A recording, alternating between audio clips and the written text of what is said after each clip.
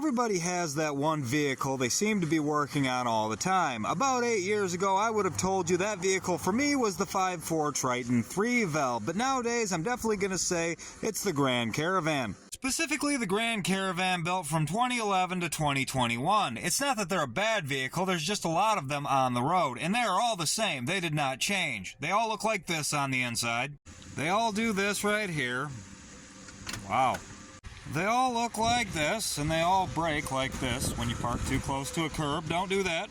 They all have this 3.6-liter VVT Pentastar hooked up to the same 6-speed 62TE transmission. Like I said, they're not bad vehicles. I'm used to their crap, so I'm quite comfortable working on them. My dad buys one of these every year or so, runs it up to 400,000 miles, hits a deer with it, rinses and repeats. I swear that man's made more money off from insurance companies paying full price for body panels he got from a junkyard than he's ever spent on a car. This one's got another really common problem that these 62TE transmissions have. Let me see if you can hear this.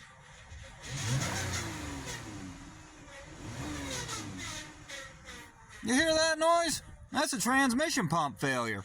Now, I've been doing this a long time. I've already done the diag. You can hold the comments about how it just needs fluid. You are mostly correct because it's not getting fluid due to the fact it's got a bad pump. But this is a 62TE. I got a couple of these floating around in here, broken in one way or another. And this is the pump right here. It's a matter of just taking out these 6 bolts you see right here, hooking this guy with a slide hammer and popping it out of there. They have an O-ring that goes around the seal on the inside here. When you're installing the new one, you want to be careful with that because it's not a leak you want.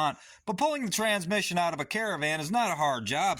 As far as front-wheel drive vehicles go, it's probably the easiest one I've ever done. But I'm not pulling it out today because I got some funky Toyota work to do, so that's going to wait till tomorrow. But the reason I bring this up is I would like to get you guys into some of the more basic automatic transmission repairs. I know automatic transmissions seem threatening, but I promise there's nothing to be afraid of. It's just more car stuff like any other car stuff. And you can go a long way and save yourself a lot of money with just some basic knowledge of diagnostics and the more common repairs that a person makes on an automatic transmission.